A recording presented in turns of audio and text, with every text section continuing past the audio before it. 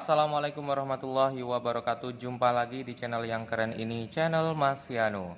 Oke adik-adik, materi kali ini adalah kimia unsur. Skuy disimak baik-baik, materi kali ini mengenai kimia unsur. Nah, pada pembahasan kali ini Mas Yano akan menjelaskan mengenai gas mulia, golongan gas mulia adik-adik. Oke, yang pertama yang akan kita bahas adalah golongan gas mulia.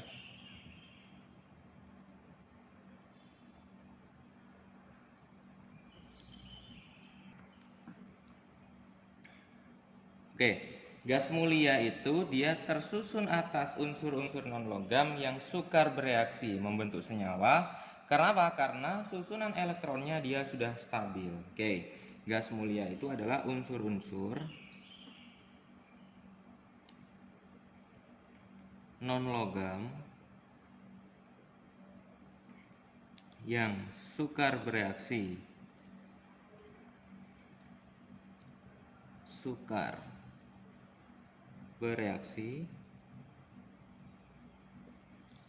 Membentuk suatu senyawa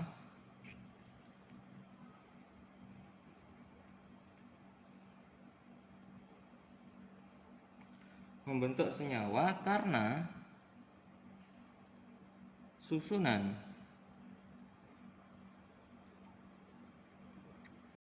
elektronnya sudah stabil. Karena susunan elektron sudah stabil. Oke, stabil itu berarti dia sudah duplet atau oktet. Duplet itu 2 elektron, oktet itu adalah 8 elektron pada kulit terluarnya. Oke, jadi unsur gas mulia itu tersusun atas. Ada apa saja unsur gas mulia itu?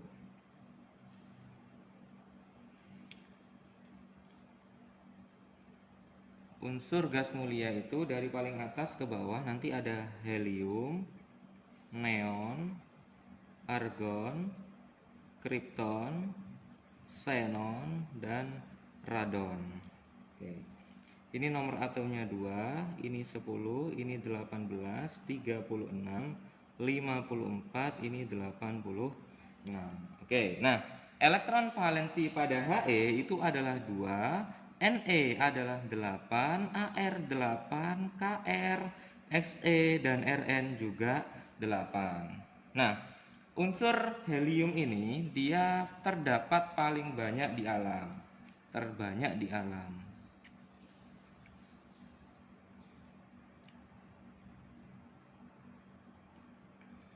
Kemudian kalau argon dia terbanyak di atmosfer.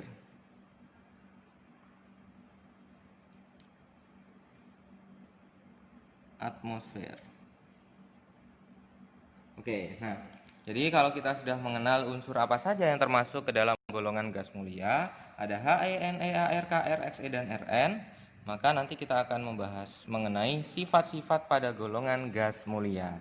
Oke, yang pertama yang akan kita bahas pada golongan gas mulia ini adalah sifatnya. Sifat gas mulia. Oke, sifat gas mulia. Yang pertama adik-adik, sifat gas mulia itu kan elektron valensinya adalah 2 dan 8. Ada yang 2, ada yang 8. 2 pada helium dan lainnya dia elektron valensinya adalah 8. Nah, karena elektron valensi 2 dan 8 ini yang dia sudah stabil menyebabkan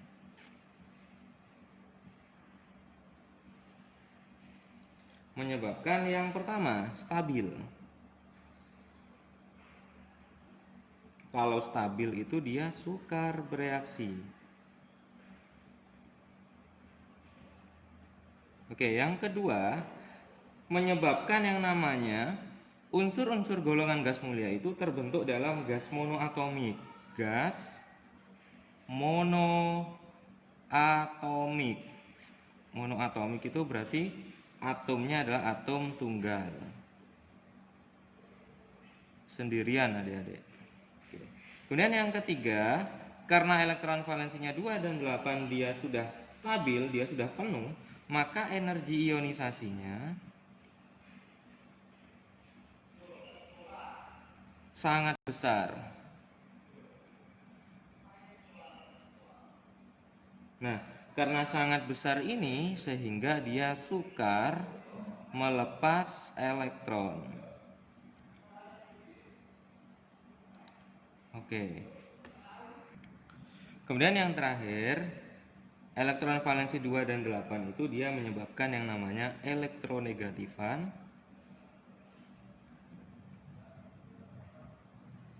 sama dengan 0 atau sangat kecil. Jadi keelektronegatifan pada golongan gas mulia itu dia 0 dan sangat kecil. Oke. Nah, kemudian sifat yang kedua yang dimiliki oleh gas mulia adalah jari-jari ke bawah itu makin besar. Jari-jari ke bawah makin besar. Karena makin banyak jumlah kulitnya. Nah, karena jari-jari ke bawah itu makin besar, maka dia menyebabkan yang namanya kerapatan dan titik didihnya makin besar. Karena gaya London itu makin besar. Kerapatan dan titik didih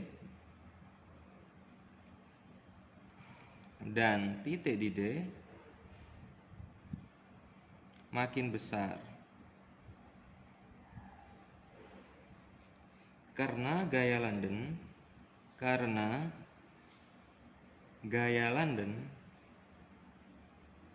makin besar. Jadi jari-jari ke bawah itu makin besar. Nah, karena jari-jarinya makin besar sehingga menyebabkan gaya Londonnya dia semakin besar. Nah, karena gaya Londonnya semakin besar, otomatis kerapatan dan titik didihnya juga semakin besar. Kemudian energi ionisasinya atau EI, energi ionisasi itu ke bawah makin kecil.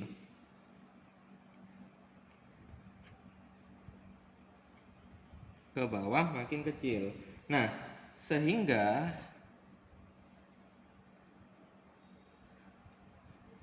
semakin ke bawah itu semakin mudah disintesis senyawanya. Jadi meskipun golongan gas mulia itu sudah stabil, ternyata bisa dibuat atau bisa disintesis senyawanya. Oke adik-adik, saya Mas Yano akan menampilkan tabel data jari-jari kovalen atau sifat gas mulia ini dimulai dari unsur He, Ne, Ar, Kr, Xe sampai yang kemudian Rn. Oke, di sini Mas Yano akan membagi tabelnya menjadi unsur, ada unsur, kemudian ada jari-jari kovalen, jari-jari kovalen, kemudian ada energi ionisasi,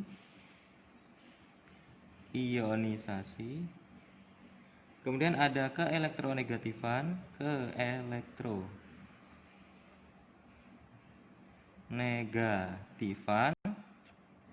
dan yang terakhir adalah bilangan oksidasi.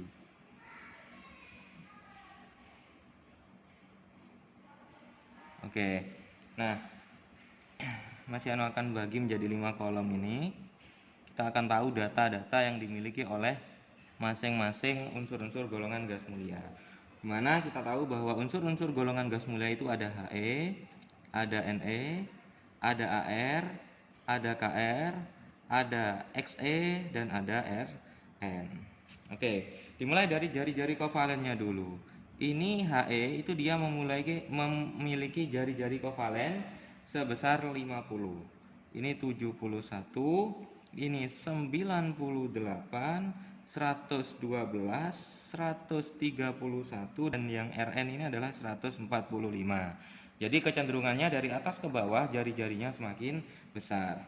Kemudian energi ionisasinya yang ini 2640, ini 2080, ini 1520, ini 1350, ini 1170, ini 1040. Satuannya adalah kilojoule per mol. Kemudian harga keelektronegatifan untuk He, Ne, dan Ar ini dia tidak memiliki harga keelektronegatifan atau keelektronegatifan-nya adalah 0. Nah, kemudian khusus untuk Kr, Xe, dan Rn ini dia memiliki harga keelektronegatifan yang sangat kecil. Keelektronegatifan Kr itu adalah 3,1, Yang Xe itu adalah 2,4 dan Rn itu adalah 2,1. Kemudian bilangan oksidasi untuk HENE dan AR itu hanya memiliki bilangan oksidasi 0, yaitu unsur bebas. Kemudian untuk Kr itu memiliki dua bilangan oksidasi 0 dan 2. Kemudian untuk Xe, karena Xe ini ditemukan banyak sekali senyawanya, maka Xe ini dia memiliki yang namanya bilangan oksidasi 0, 2, 4, 6, dan 8. Sedangkan untuk Rn memiliki bilangan oksidasi 0 dan 4. Nah, sekarang Mas Yano akan menjelaskan yang namanya pembentukan gas mulia. Jadi, ada beberapa senyawa, ada beberapa unsur dalam golongan gas mulia itu yang dapat disintesis senyawanya. Jadi, yang kedua yang akan kita bahas adalah pembentukan gas mulia. Oke, pembentukan gas mulia. Nah, dimulai dari elektron valensinya dulu adik-adik.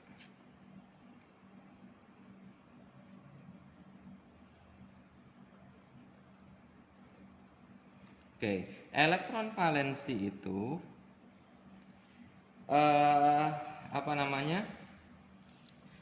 Misalkan di sini pada Xe dia berakhir pada 5s2 dan 5p6. Oke. Misalkan pada Xe ada 5s, di sini 5p, kemudian di sini nanti ada 5d. Oke. Dimana kita ketahui bahwa S itu dia memiliki satu orbital, P punya 3 orbital, D punya 5 orbital. Oke. Nah, kemudian di sini S ada 2 elektron, P ada ditempati 6 elektron sebetulnya, tapi nanti satu elektron terakhirnya nanti akan tereksitasi kepada D, sehingga nanti akan membentuk seperti ini. Nah, kemudian kita nanti akan mengenal yang namanya elektron tidak berpasangan, dan senyawanya nanti akan kita identifikasi. Oke. Nah, jumlah ETB elektron yang tidak berpasangan. Yang tidak berpasangan di sini ada 2. Di sini dan di sini ada 2 elektron, berarti ETB-nya ada 2. Nah, ETB 2 ini karena dia ini periode kelima itu adalah Xe. Nah, senyawa yang terbentuk adalah XeF2. Nah, tapi pada 4s, 4p nanti dia juga membentuk yang namanya Kr, adik-adik. KrF2. Jadi senyawa yang dapat terbentuk apabila memiliki ETB sama dengan 2 itu ada 2, ada KrF2 dan XeF2.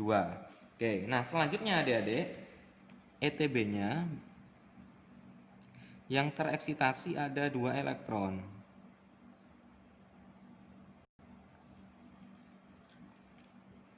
Mas Yano gambar persis dengan yang di atas. Oke. 1, 2, 3, 4, 5, 6. Nah, 7 dan 8-nya ini nanti tereksitasi ke sini, ke D. Sehingga di sini dia memiliki yang namanya 4 ETB, 4 elektron yang tidak berpasangan. Sehingga nanti senyawanya dia akan membentuk yang namanya XeF4. Oke, lanjut. Ada 5s, 5p, 5d. 1, ini 3, ini 5. Sekarang ada 3 elektron yang tereksitasi, sehingga nanti dia memiliki yang namanya ETB berjumlah 6, membentuk yang namanya XeF6 atau XeO3 nanti adik-adik. Kemudian yang terakhir, yang tereksitasi sebanyak 4, ini 5D.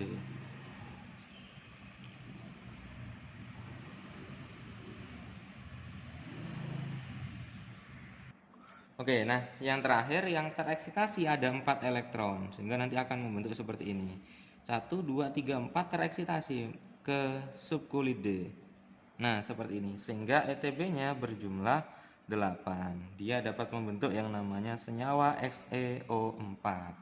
Oke, ini merupakan pembentukan gas mulia. Jadi yang paling banyak disintesis senyawanya itu adalah Xe, adik-adik.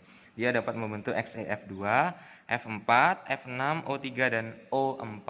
Sedangkan Kr dia dapat membentuk KrF2. Sedangkan Ar dia tidak dapat membentuk, belum ditemukan senyawa dalam bentuk Ar. Oke, nah kemudian yang ketiga kita akan mempelajari yang namanya kegunaan gas mulia. Kegunaan gas mulia. Oke, kegunaan gas mulia. Satu-satu ya adik-adik, mulai dari helium. Yang pertama ada helium. Kegunaannya untuk apa helium ini dalam kehidupan sehari-hari?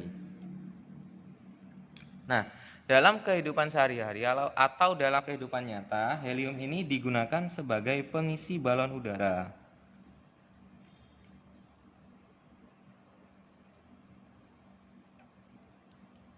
Biasanya juga sebagai pendingin koil.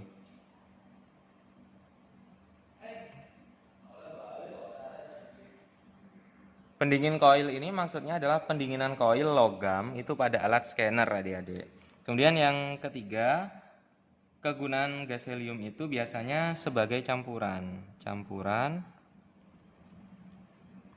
dengan gas hidrogen, gas H2 untuk menyelam.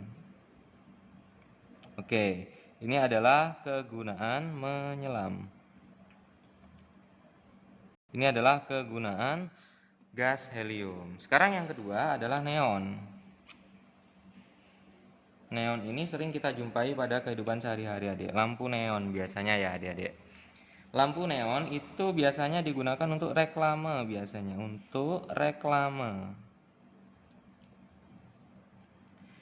Biasanya juga digunakan lampu di landasan pesawat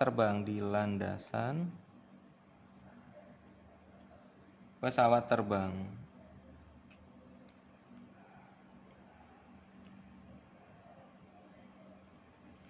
Bisa juga dia sebagai cairan pendingin reaktor nuklir.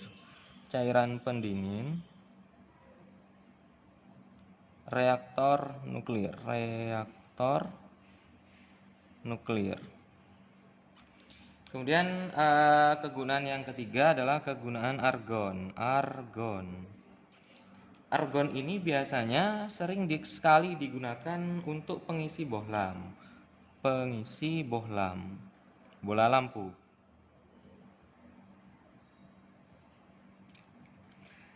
Sebagai atmosfer inert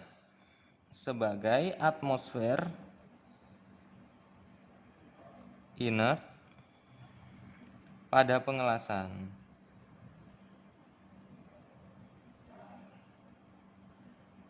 Kemudian yang keempat ada kripton.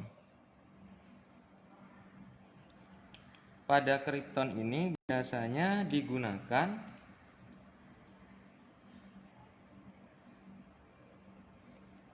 dalam fotografi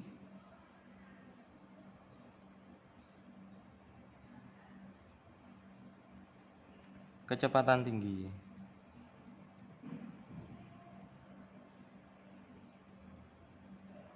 Kemudian yang kelima ada unsur xenon. Xenon ini biasanya digunakan dalam lampu blitz.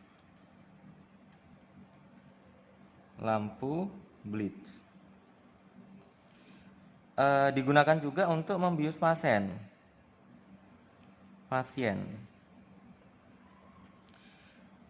Dan biasanya juga sering digunakan pada reaktor nuklir.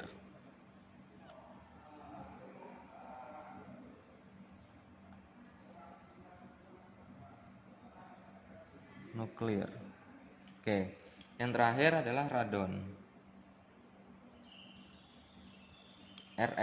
Radon.